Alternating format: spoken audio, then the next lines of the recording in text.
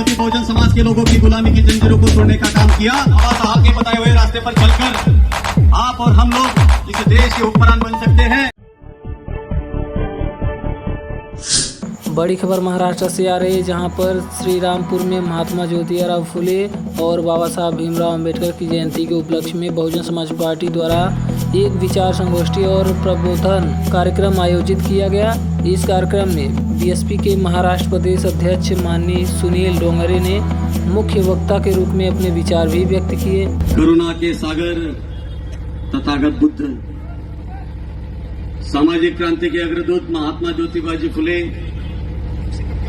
आरक्षण के जनक छत्रपति शाहूजी महाराज, छत्रपति शिवाजी महाराज, पेरियार रामास्वामी नायकर, साहित्य सम्राट अण्णाभाऊ साठे, शहीद बिरसा मुंडा, 21वीं सदी के महानायक मान्यवर कांशीराम साहब और जिनकी 134वीं जयंती मनाने के लिए हम लोग यहां उपस्थित हुए हैं, ऐसे संविधान के रचयिता आपके हमारे सभी के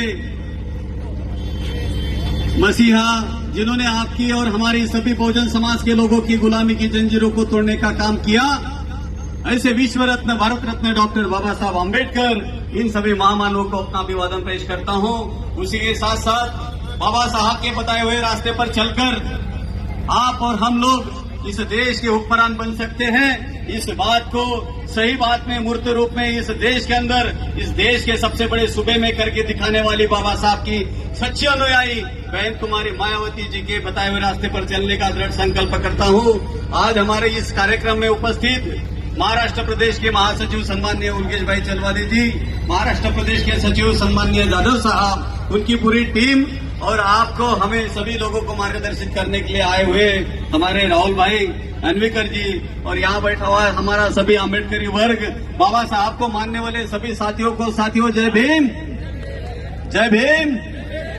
साथियों, सबसे पहले तो आप सभी लोगों को, सभी साथियों को, इस देश के तमाम साथियों को डॉक्टर बाबा साहब आम्बेडकर जी की 134वीं इस जयंती के उपलक्ष्य में मैं ढेर सारी बधाइयां देता हूं। साथियों, हम लोग पूरे देश के अंदर बाबा साहब की जयंती बड़े हर्षोल्लास के साथ मनाते हैं। महापुरुषों की जयंती उत्सव की जैसी मनानी चाहिए, ऐसे हमें महापुरुषों ने बताया और हम लोग इसको मनाते हैं। लेकिन महापुरुषों की जयंती मनाने के पीछे क्या मकसद होना चाहिए, हमारा क्या उद्देश्य होना चाहिए, ये साथियों हम लोगों ने समझना चाहिए। केवल मनोरंजन का कार्यक्रम ना हो तो उससे हमें कुछ लेना चाहिए। क्या लेना चाहिए? डॉक्टर बाबा साहब आम्बेडकर जी ने अपने जीते जी इस देश के तमाम लोगों के लिए जो कार्य करके गए, शायद वो कार्य कभी तक किसी ने नहीं किया। यहां पर बड़ी संख्या में महिलाएं बैठी हैं। महिलाओं को ये बात मालूम होनी चाहिए कि डॉक्टर बाबा साहब आम्बेडकर जी ने इस देश के अंदर सबसे बड़ा उपकार यदि किसी के ऊपर किया तो इस देश की महिलाओं के ऊपर किया। जिन महिलाओं के ऊपर अनन्याय से अत्याचार अन्याय किए जाते थे, बाबा साहब ने उन महिलाओं को पुरुषों के बराबर में आकर सम्मानता का अधिकार और हक दिलवाया। इसलिए मैं समझता हूं कि डॉक्टर बाबा साहब आम्बेडकर जी के इस महानता को साथियों महिलाओं ने बड़ी संख्या में मानना चाहिए। आज आप लोगों को अपने पिता के संपत्ति में बराबरी का हक और अधिकार है, लेकिन मैं आप लोगों को बताना चाहता हूं, वो दिन मुझे याद आता है जब डॉक्टर बाबा साहब आम्बेडकर जी इस देश को हिंदू कोड बिल देना चाहते थे, इस देश के तमाम महिलाओं के लिए समान अधिकार देना चाहते थे।